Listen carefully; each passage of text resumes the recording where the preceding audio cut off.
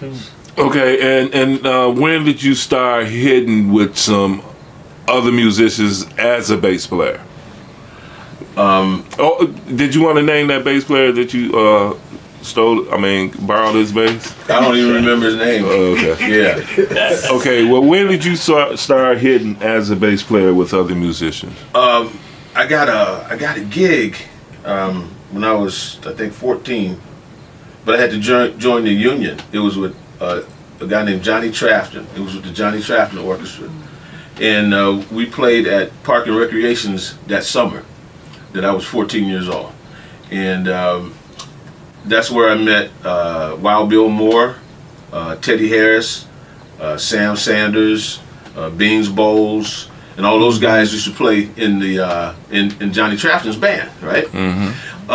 From playing with those guys, it was a novelty having a 14-year-old bass player, but I couldn't do much at the time because I wasn't old enough. But Harold McKinney is the guy that actually, when he started the new Metropolitan Arts Complex downtown, and he was running that thing, that was where they had, it was just the most incredible thing where you could go and take lessons, you could check out instruments. Ed Pickens, Beans Bowles, Teddy Harris, all of those guys were some of the teachers that were there. Mm-hmm. And it was a most incredible experience because I could take the bus after I got out of school and you'd go down there and stay until the place closed. Mm-hmm. You know, that's where I met James Jamerson. He was there rehearsing with Smokey Robinson and the Miracles because they would rehearse there, right? Mm-hmm. And Paul Reiser, I knew Paul Reiser because me and Ricky were like best friends back in high school, Ricky Lawson. So I knew Paul Reiser, so Paul introduced me to Jamerson, you know. So, and I was just fascinated. I just was watching this guy play. It was just with one finger. Mm-hmm. You know, so I asked him, would he give me lessons? He said, I don't give lessons. You know, but he did give me a couple of pointers, and he actually showed me how he played I Was Made to Love Her with the one finger, you know. Mm-hmm. And I tried to do that. It just didn't work for me because that's not my style, you know. But he showed me that it could be done, you know. And but my experience with Jamerson was mostly from afar, like a lot of people. But I did have a chance to kind of talk with him a few times, you know. And but I need to digress a little bit. The guy that was the second biggest inspiration to me besides Jamerson was Tony Newton, because Tony Newton had that Motown sound. Man, it was him and Jamerson. Mm-hmm. Those cats had that sound, and the next cat that came back that really had that sound was Michael Henderson.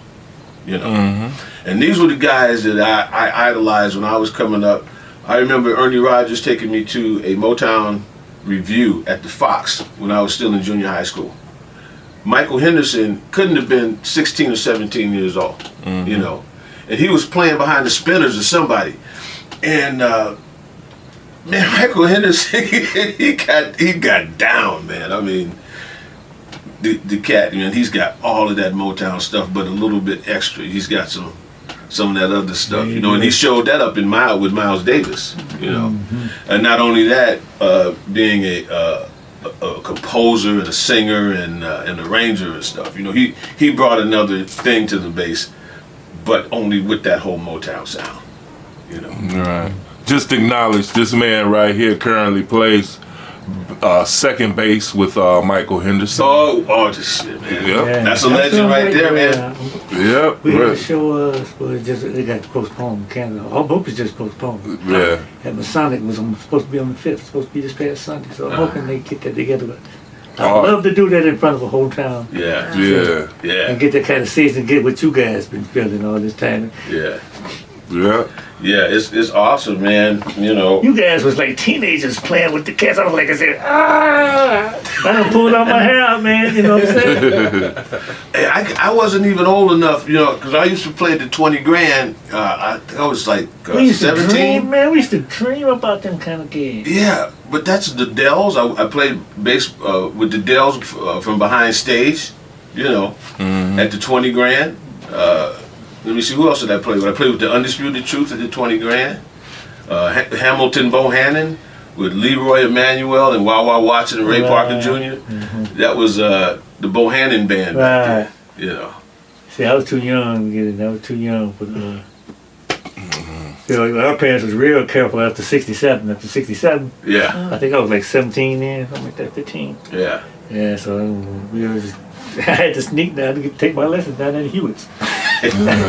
But there's milestones in your life that you remember. You know, when we were living on the east side on Hendricks, I had a buddy named Emmett Smith. You know, we went to Miller together. You know, he's a guitar player, and when James Brown came, that was back when we had the Cobo Hall. James Brown was in town, and he said, you know, we need to go see James Brown. I said, yeah, of course we need to see James Brown, but I can't get out the house, you know. So he came and we snuck out. I was in bed. We snuck out. We took the bus downtown to Cobo Hall and snuck in the back and actually got in.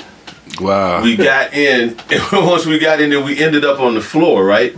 And I ended up right in front of the stage. By that time, people had started rushing the stage at Cobo, right? Mm-hmm. So me and Emmett, we were right there in front of the stage watching James Brown. Mm-hmm. That was like a life-changing moment. Because that was the tightest band I had ever heard in my life, and live. So then it occurred to me that that's the kind of player I wanted to be. I wanted to be a pocket player. You know, the cat that just lays in there and everybody trusts you because you know that this is so dependable. You're like a rock. You know what I mean? And that's where I get my joy, because I enjoy seeing people like Victor Wooten and these like phenomenal bass players and stuff. You know, solo bass players. Yeah. And that's their choice, which is wonderful. We need them. They're very important because they take the bass to another place. Yeah, they're pioneers, pretty much. The pioneers. Yeah, that ain't even bass no more to me. Right. But you know, like pocket bands. You know, that's what I love. I love bands, man. You know, horns. You done did it all, man. Yeah. And I'm interested to know now. So now how? Okay, so once you saw James Brown, you know who? Did you find out who the backing band was back then? I had no idea. Okay, so how did you start? When did you get into the business? You know, where it was you getting paid for it? Oh, Earl Van Dyke. Earl Van Dyke is the guy who.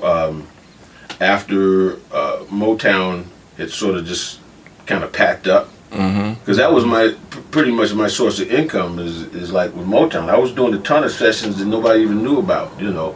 I mean, I had a whole week booked with Marvin Gaye over at Studio B, where we had to cut about 50 songs, you know, for a whole week. And then like years and years later, the stuff comes out after he's dead, you know. But in any event, my introduction into that, out of high school, there was a group called the Undisputed Truth, Smiling Faces. They needed a bass player, Undisputed Truth. Me and Ricky Lawson and Ricky Rouse, you know, we found out where this rehearsal was, and we went down and auditioned, you know. So I'm down there and I'm like, you know, playing the stuff and everything. And then Norman Whitfield comes down to the rehearsal, right? Wow. So I had no idea who he was. He's a big, light-skinned guy with a great big old fro, you know. But I knew he was somebody important because when he came in, everybody started playing different. You know. But anyway, you know, so Norman came down and then he's just talking. And he says, I'm in the room, and he says, "Who's the bass player?" And he wouldn't even look at me. He's just like he's asking Joe, said, "Who's the bass player?" I said, "That's Eddie Watkins," you know. So anyway, he leaves, and then his boy comes back down and said, Norman wants to use you on a recording session. And I'm like, "Are you kidding me? For who?" He said, "For the Temptations." And I'm like, well, why? I mean, because Jameson is the man, you know. And but see, Norman was reaching out to do some different kind of things. He was looking for different sounds other than the typical Motown sound, you know. And Norman was an innovator over there at Motown, you know. So my very first Motown session was for Norman Whitfield and the Masterpiece album for the Temptations. I was 17 years old. That's awesome, man. Wow, that is awesome. And that was where the business started, because now this show you how my luck was. they weren't putting musicians' names on the album covers back then, right? Right. Until the Masterpiece album came out. Wow. That was the first Motown album where they put musicians' names on it, and my name was on there. And then people could speculate what then Eddie did all them cuts before. Oh, this the guy been playing the bass on all them other cuts. And I tell you what's funny, man. When somebody comes and asks me, say, don't your father play bass? No, that's me, man. That's awesome, man. Yeah. And then it just kept going from there, right? I mean, this is your job, bro. Or did you? Well, no. Or were you still a paper boy at the time? Well, no. It kind of took a downturn when Motown left, and in Detroit was like in pretty bad shape. You know, I was like at Mozambique and Casino Royale and Henry's and stuff like that. So, and I had a band, Legacy, that was a really good band, local band. Ricky Rouse, Carl Small, who else was in that band? Ricky Lawson, Mike Good, Alan Barnes, that went on to play with the Blackbirds. But it was a very good band. But what happened for me is like when all of that dried up, I needed a job, and they weren't hiring bands, OCs that shut down, a lot of the bars that shut down. So I got a call from Earl Van Dyke. He says, "You ready to work?" I said, "Yeah," because I had a reputation for like being late and stuff, and kind of, I was a kid, Right. And Earl Van Dyke, he called me up. He said, "Are you ready to work now?" Because I had a kid by then. I had a baby, And he said, "You ready to work?" I said, I'm hungry. He said, "I'm going to introduce you to this guy named John Trudell. Do not fuck this up." So I started working for John Trudell with the John Trudell Orchestra because my reading was like really, really good. So I started playing with John Trudell, and then we ended up at DB's out in Dearborn. I remember that. You remember that? At the top of DB's. Yeah. So I had that gig for like a year. And I was trying to save up enough money to move out to California, So, but during that time, I played behind Soupy Sales, Robert Goulet, Carol Lawrence, Vic Damone. These like the TV show Jerry people, right? Lewis. Yeah, I mean, I played behind a lot of the show acts. And, A-list. That's what they used to call A-list. The A-list acts, yeah. That's A-list stuff. Yeah, people like Sarah Vaughan would come through there, but she would carry on rhythm section, But I got I got exposed to so much music, and the charts were so difficult that by the time I got out to California, I would tell people, they asked me, "Can I read?" I would tell them, if I could shit on paper, I could turn it upside down and transpose it. I have a bit of an attitude, but I got a lot of work then. And see, the interesting thing about that is like, all you have to do is play on a couple of gold or platinum records, and these producers, they seem to think that you have something. You have a formula. There's something about you that... That's a formula. That's all You're you an have X to do. factor. Yeah. And of course, he can't understand, Yeah, sort of like... So that's how I got on the A-list, is because when my first session there was for Paul Reiser, and we did a thing for a guy named Prince Philip Mitchell, and Norman Connors was producing it. And that's how I got into the thing with Norman Connors and who were Phyllis Hyman, Gene Carn, Pharoah Sanders, and his whole crew, that he did.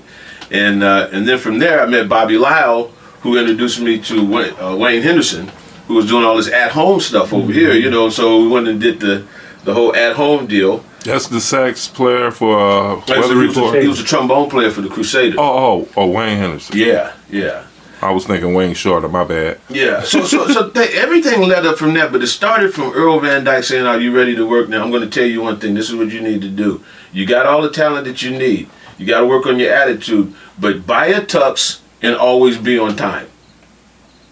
That's all you got to do for now, That's awesome. And that's what I did, and I learned so much from him because he was the band leader for Free to Pain.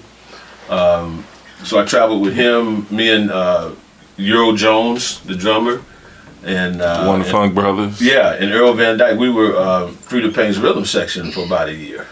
You know, so my experience in Detroit is thick. It's like the roots are like so deep from here. You know, through the Motown stuff and also through like a group I played with called the Dashikis at the Drone bowling alleys. The dashikis, that had to be in the 70s, right? Oh man, it was so in the 70s. You know, we would take a break and go over to Esquire's, you know, and,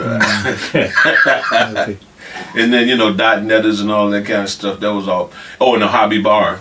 The Ebony set, I had my first band was the Ebony set with Victor Hall and Mike Good, and Ricky Lawson was in that band too. May he rest in peace at this time. Oh, Ricky was just, you know, that hit me so hard, man, because Yeah, we were really good buddies. But he hung on for a little while. Yeah, You know what I mean? yeah. But that hit really hard, you know.